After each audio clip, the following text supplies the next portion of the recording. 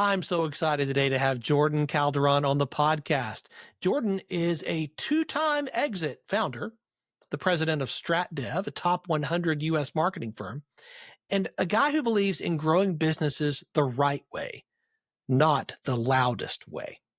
He's built a national college apparel company, scaled a digital agency that has generated over $150 million in tracked client revenue, and has spoken at TEDx.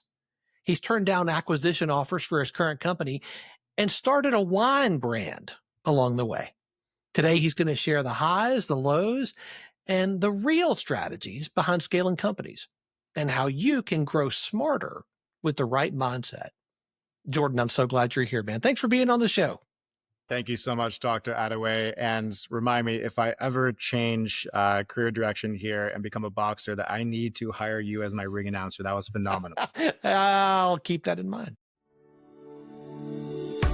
Welcome to Catalytic Leadership, the podcast designed to help leaders intentionally grow and thrive. Here is your host, author, and leadership and executive coach, Dr. William Attaway. I would love to start with you sharing a little bit of your story with our listeners, particularly around your journey and your development as a leader. How did you get started? Yeah, absolutely. Well, let's take it back to 2017, UC Santa Barbara, 18 years old, and a Justin Bieber looking hairdo, going into my first economics class as an economics major. And so, that class was about 90 minutes long. And the first minute I had the biggest smile on my face, really, really excited to learn about economics, right? I had just earlier had a knack for business. I liked the idea of business. I really thought, and due to my father's kind of, I don't want to use the word grooming, but for lack of better, right, pushing me into the direction of working in a company, growing and climbing up the corporate ladder within that company, economics just made a lot of sense, right? And so very, very excited, thinking, okay, well, let's see how it goes. And by that 90th and last minute of the class, I had that frown turned upside down, realizing, holy crap. And nothing against UC Santa Barbara or really any public university, but I found out very quickly that they teach it in a very theoretical sense, one that is not applicable or really practical, right? I remember there was one economics class that I took that there were no numbers on that chalkboard, less of the date that the professor wrote on that. And so it just didn't feel like I could actually do something with that. And it took 90 minutes for me to come to that conclusion. So what did I do? I ran back to my dorm room. I looked up what was hot, what was popping. And back in 2017, dropshipping was to be able to really kind of start my own career. I didn't want to wait the 4 years. Let's do something now. And so I tried my hand at dropshipping, Dr. Attaway. I think it was a company called Axiom Apparel. We found some Alibaba, $10 watches and belts and sunglasses to look cool and, be your best man. It was like a high value man back in 2017 kind of thing. So did that. I don't know, put maybe $500 into it, and it went down in burning flames. I ran through the $500. I got maybe one purchase that was my best friend's, but didn't turn into anything further than that. But I learned a lot of lessons, right? This is my first time really trying to build a real business. And, that $500 turned into me trying again and avoiding some of the failures that I had or lessons that I had learned, right, in that first time. And so tried my hand again, created a completely different dropshipping company, and I ended up failing again. And then I took those lessons and then I turned it into another business, another e-commerce dropshipping business, and I failed again. And the fourth time I said, okay, you know what? Dropshipping isn't maybe for me, but I've learned a lot of things on Shopify. I've learned how to run advertisements. I've learned how to market something a little bit, right? What can I do that I have a really good passion with that I can kind of maximize my chances of succeeding with? And so at that time, being a freshman at a party school as UC Santa Barbara, well, you know what? What about the people? What do the kids want, right? And so I started asking a lot of my friends. I said, hey, what is something that you want out of college that you don't have? And I remember I was in a brainstorming session with a couple of my friends, and they all came to the conclusion, you know what? I want college apparel that represents me, that represents the school, not just with the university lettering established 1972 or whatever it is, right? But rather something that speaks to the culture, speaks to the students of those organizations. And so that ended up incepting a company called College Clout, in which we worked with fraternities, sororities, clubs, and organizations across school campuses to create custom designs, slapped it on a t-shirt, and then sent it out to that club or organization as a whole. So for example, you are a sorority doing bid day, and your sorority is really well known for, pink bows and things like that. We can make a design that encapsulates that vision that you want, put that on a t-shirt. Now everyone has a matching t-shirt for bid day, right? Or there's a dance club, at ASU, and ASU, they want end of the year, they have a dance tournament. They want all the same hats and sweatshirts and hoodies and things like that to all have the same swag. We can go ahead and create that for them and put their personal spin to it. And then working sometimes with universities as well to go ahead and make, football day t-shirts and things of that nature that really speak to the students, rather than keeping, I like to call it college corporate style designs here. So that ended up taking off. And over the course of my college career, I grew that to a pretty healthy number before I ended up selling that company to a company called Greek House in 2021 with Luke McGurran and Karthik Shinadi. And so with that, I had learned a lot of leadership skills. I ended up building an ambassador brand of 300 individuals across the United States that trusted me for their paycheck. And so I would hop on calls with all these 300 people, being the same age as them, learning, hey, okay, you're looking at me like I'm the boss. How do I act like a boss? And so it was a phenomenal, honestly, learning lesson that I did get some success out of, that really, I think, kickstarted my entrepreneurial journey, and that incepted a lot of confidence in me to go build a lot of other businesses, where now I am, the sole only sworn leader of a lot of different businesses, and that has been a blessing in itself as well. Love that. I love the genesis of your story. Coming into the academic environment and recognizing so quickly, what I'm looking for is actually something a little bit different. That's fascinating. I think it's so important for the leaders who are listening to recognize that, despite the best efforts of so many, there's not a one size fits all to this. There's not a one path that fits everybody. You created a new path based on your wiring. So you've sold 2 companies, Jordan. That's right. Yep. What is something that, as the leaders who are listening are thinking about what it would be like to sell their company, what is something that people don't normally think about when they are exiting or getting ready to exit? Yeah, that's a phenomenal question, Dr. Attaway. I think the most valuable piece of information that I got was from an advisor, where he basically said, you know what, when the time comes and you want to sell the business, don't find yourself in the 11th hour deciding, okay, I've built the business the way that I want to, and now I want to go sell the business. You're going to find that you've probably built it in a way that makes it very hard to assume for somebody else, because you built it around you, right? And so you want to sell that business, but instead that mindset should be, before you decide to get to that point, how to build a sellable business to then go and sell that business, right? And so that information and advice turned into, with both of my companies, before I sold those companies, right?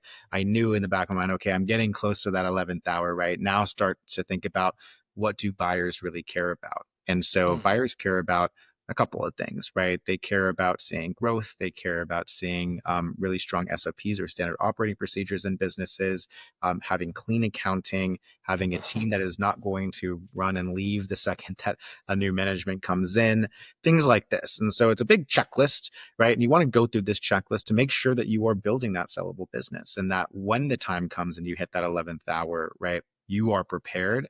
That, and in turn, maximizes your valuation that you have for the business as well. So you usually get some more money out of it too, right? Because it makes it really easy for the buyer to come in. both times that I sold my businesses, the same comment was passed by the new management, which is, wow, Jordan, you made it really easy to assume this business. You have all your SHIT together, right? I And so love it. it was a very enjoyable experience in both those occurrences because of my ability to build that sellable business. So something that I learned, I guess, in real time, but has been highly applicable and helpful in both those situations. I think that's very practical information because I watch too many founders create a business that is centered around them, That's where right. they're Yeah. at the center of the spider web and everything connects to them. You can't sell that because you can't sell yourself.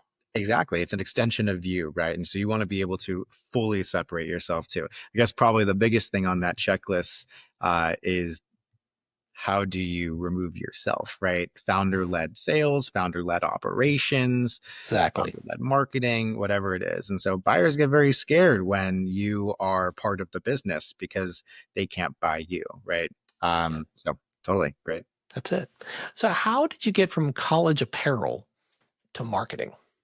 Yeah, great question. I, through many sleepless nights in college, taught myself marketing to market this college apparel company. I remember, I mean, there was a period of time every single day till 3, 4 in the morning, I'd be on YouTube watching YouTube videos of how to run a Facebook ad, how to create an SEO blog, how to X, Y, and Z. To the point where my girlfriend at the time was like, "Get the hell back to bed. What are you doing here?" Right? Where's my boyfriend? And so with that, I learned a lot of things and grew the business and fully bootstrapped that business to get to the point where we were able to go and sell. And so when I did sell that business, I really thought to myself, wow, what should I do next? Because I knew that I wanted to build another business, but where could I provide a lot of value? I've always been a value first type of entrepreneur, right? I don't want to sell something that it doesn't have any value. I don't want to create a SaaS company that the reason why we're growing in revenue is because people forget to cancel, right? I want people to actually want to use the product or service. And so I thought to myself, how can I be of value? And I looked at my own company that I had just sold and saw it more or less as a case study saying, wow, I was able to do this for my company. I want to do this for other companies. And so that was the inception of StratDev, which is a full service digital marketing firm that I'm currently running to this day. And that company started off by working with e-commerce companies, helping them grow from a small number to a bigger number, just as I did with College Cloud. So I think it was a relatively natural progression. It's funny to think now, being a top 100 marketing firm in the United States, that it was started because of YouTube videos and my understanding of marketing because of it. It's been a very fun journey, but regardless, that was the transition between the two. And you've built your agency into a pretty significant size to the point where people have been making acquisition offers that you have turned down. That's right. Yeah. Can you share a little bit about that and why you would turn down what I'm guessing were probably some decent offers? They were. And, back at 24 years old in 2023, when I got 11 letters of intent from 11 unique entities to buy StratDev, I was very much thinking to myself, yeah, some of these are pretty nice. And don't get me wrong, some of them were really bad, and I didn't even think twice about them. But hard to turn down. And you ask a really good question: why did I turn those down? And the reason why was not a financial decision, but rather more or less a bet on myself, where I looked internally and said, do I think? Well, I asked myself a couple of things. The first thing that I asked is, do I think that I am at my end where I could not grow this business more? I asked myself, do I think that I am over it personally, emotionally, right? I think that a lot of entrepreneurs have like a peak productivity period in their business. And once you exhaust that, it becomes a lot harder to grow and scale because your heart's just not in it. It kind of becomes like an estranged child in a certain sense to you. And so do I wake up every single day and am I still excited to build StratDev? And the answer was, no's and yeses. In terms of no, I was not at my peak. Yes, I'm still excited to wake up every single day. And so at that point, I realized, okay, you know what? Let me continue to build this because I think I can build it higher. And now looking retrospectively, as this was 2 years ago, right? I'm like, hell yeah, I made the right decision. I was Yeah. very, very, very happy. We've been able to grow a little over 2x since that point in terms of headcount, in terms of revenue, as well as in terms of EBITDA numbers, which is how a lot of digital marketing firms are the valuation is built off of. So Right. I've been able to go and increase the value of that business, and I'm happy looking retrospectively, even from a financial decision and standpoint, that I said no to those offers, because I would have been significantly worse off if I had, assuming that I did nothing after, and that that wasn't the next Tesla or Google or whatever that is, right? So, yeah. As more and more people have started to listen to the show and continue to give us feedback on what resonates the most, one of the things that really pops in the feedback that we get is when somebody shares their story, just like what you're doing, and can share, hey, this was something that I didn't know that I learned along the way. As you were building your agency, can you think of something like that man, I wish I had known this at the beginning, but it's something that I learned along the way. And now you can't unsee it once you see it. Yeah, yeah, yeah. There are so many things that come to mind right now. I mean, I can tell you that I've built these businesses learning by doing. Everything is usually, I get from step one and I put a foot ahead and I get to step two, and then I try to take a step three, and then, oh, that's not the right decision. Oh, that's not the right decision. Oh, that's not the right decision. Then I find that path, and then I get to step four. And so I continuously learn these things. And when I turn my head back, I realize, holy crap, I've learned a lot of lessons along the way. A couple of them that just really stand out is hire slowly, fire quick. A teammate that is not a good fit for your business is so much more expensive in terms of opportunity costs, or even direct loss of revenue, by keeping them on rather than firing that individual. So true. As a founder, I've had to make very difficult decisions and fire some individuals that, from a personal perspective, I would not have wanted to fire, just from being friends with these people. And I've definitely shed some tears, just speaking honestly here, but it's the right thing for the business, and it ultimately ends up being the right thing for them as well. There's one individual that comes to mind without speaking their name. There was a commission incentive. They were a really good friend of mine, and they were not able to close or hit those KPIs as they were expected to. And so they were not making too much money. StratDev was also not making as much as they thought, and was investing more into that relationship than we were getting out of that. And as a result, both of us were in the situation of, wow, we are worse off now because of this. And so he ended up, we made the mutual decision to leave, and now he's making a lot more and is very, very happy. So it all works out at the end of the day. Now we are too. So there's That's that. good. Another thing that comes to mind is really caring about your team. I think that we're B2B service, and I think that you can draw a very direct parallel in terms of, if your team is happy, and because your team is really your business, then your customers will be happy as well, right? Happy team equals happy customers. But this is also true with software companies. This is also true with team members that don't exactly touch or directly or client facing. In a lot of ways, having a happy team is the backbone of your business. I mean, that's why unions exist, right? We've seen how if everybody turns against a business, how weak that business actually is. If everybody at Apple on the factory machines decides to stop working tomorrow, that business goes down to pretty much zero in value, right? And so it really is the team. I have never really had a real job where I've had an employee, or had a boss and I was an employee state. But I've heard just from friends, I'm a younger guy, right? A lot of my friends are in their entry level jobs, or getting promoted, or getting fired, or moving to the next step, right? They're in that kind of inflection point of their career. And I hear so many stories of, oh, my boss was, an a-hole here, or I didn't like how the company did this and that. And so I don't just hear those stories saying, oh, wow, that sucks, and then I go off and do my own thing with my businesses, but I absorb it like a sponge, right? Hearing, okay, don't do that, don't do that, don't do that, do the opposite of that. And so that in turn has really, built a high level of awareness for the happiness of my team. I care about team culture. That is, I think, my number one responsibility as a president of the company. We take very good care of our customers. I give bonuses out all the time like it's candy. and it makes people feel really good. The result of that is that our team very rarely leaves. There is, at least to my knowledge, not been any one that has left my company ever because they did not enjoy working at the company, but because, it's a next step in their career, or they want a career change, or it's a personal reason, right?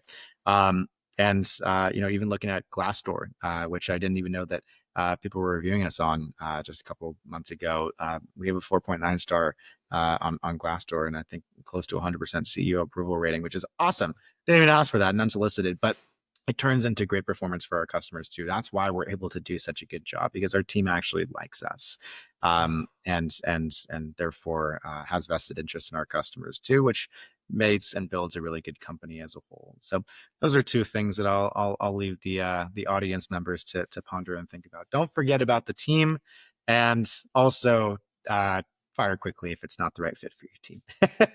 I love that. And it's such a great piece of advice, both, but the latter in particular. So often we think by, well, we'll give them another chance. Well, we'll just hang on a little bit longer. Well, we'll just hope. Hope's a terrible strategy. And you're holding that person back from a better fit. And so often the owners and founders do not think about that, but you are holding them back, and you are holding the rest of your team back from the synergy and the performance that you could be achieving when you have somebody who is the right fit for that seat on the bus. I love right. that you shared that. Yeah, that's right. And it kind of goes back to the age-old saying, you're only as fast as your slowest team member, or something along the lines of that. Yeah. I mean, it's super true, right? It might sound cheesy, but I've seen it time and time and time again. So we want to make sure that everybody's moving as fast as possible, and there's a good camaraderie in between as well. So StratDev is full stack marketing. Where do you focus? Who's your ideal client? Yeah. So we love our tech startup companies. So think of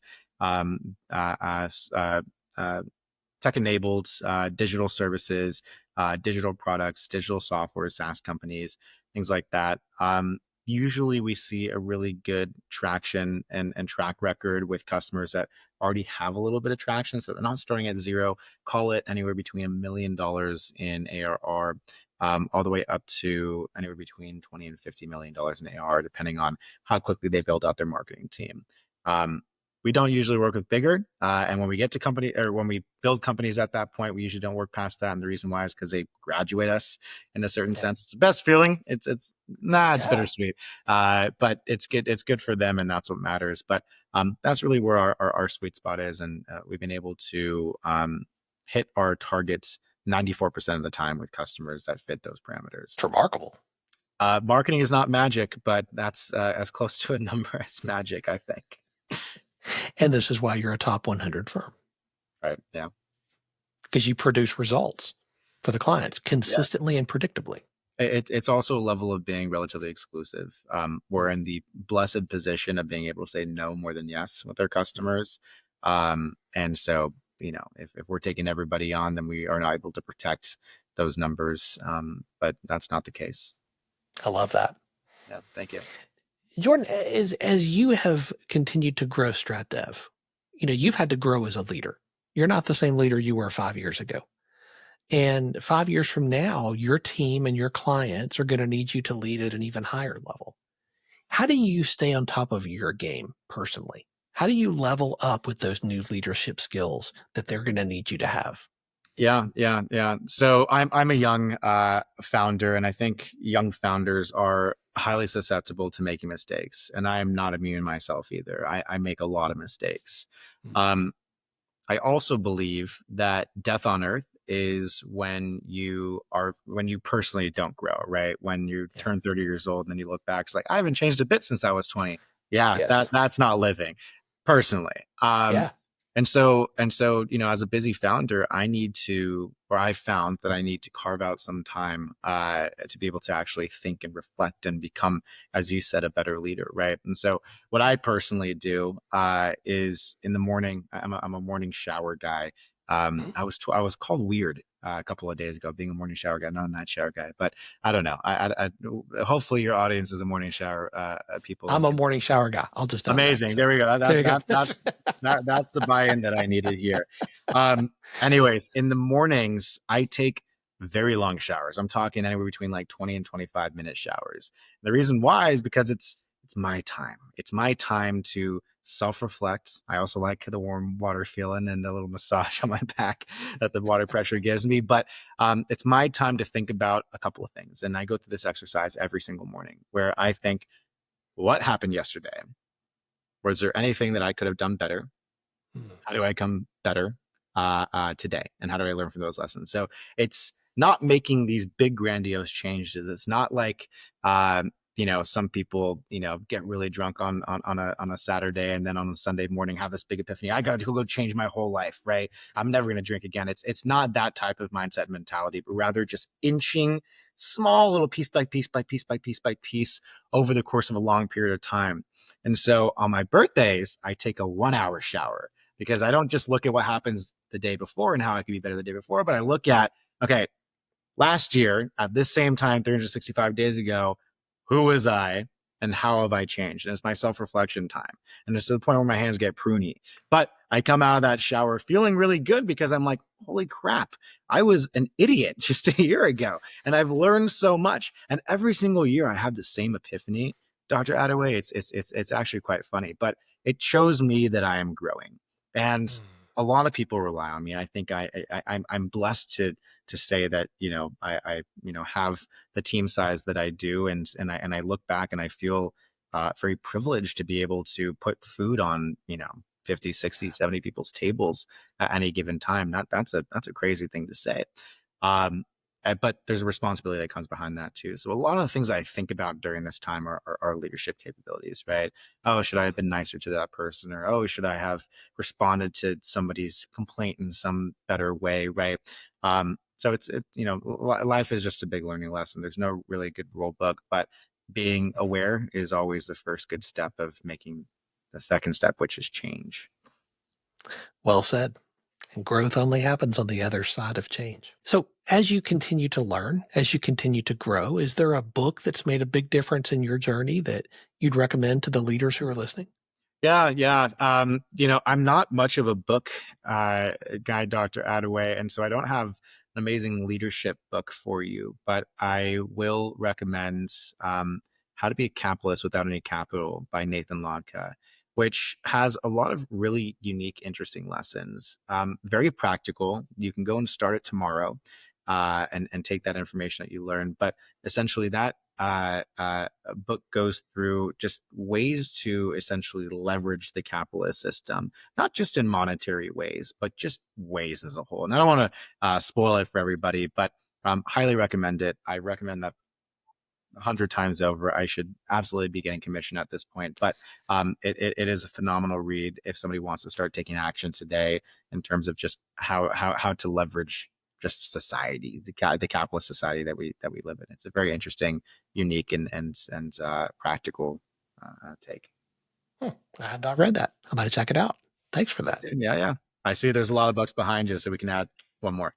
One more. That's right. There's always room for one more. So think about your company, think about the business that you've built. And I want you to think about this question. If I could magically fix one big problem in your business right now, I could wave a wand and solve it, what would you want that problem to be? Yeah. Making sure that we have the ability to pivot as fast as our customers want us to pivot. So right now in the digital marketing world, AI is this really big, scary monster under the beds. And we do our best to be AI adaptive. We don't want to be AI resilient because I think that we're just trying to push away a problem if we decide to take that stance. A lot of marketing agencies are, and I don't fully agree with that. But be AI adaptive and AI aware. We actually hired a full-time individual to their main role is to look at all of these different AI automation companies, software companies, agent companies, Gen AI as well, that are coming out to do two things. One, look at how we can leverage that internally as a company. And then secondly, how we can leverage that for our customers, where we try to stay ahead of the curve. The thing is, though, there is a new software or LLM or agent company coming out like every 3 seconds. So even with this full-time resource, we still feel so ahead of the curve and need to be better because our customers expect that excellence and we hold ourselves to very high standards as well.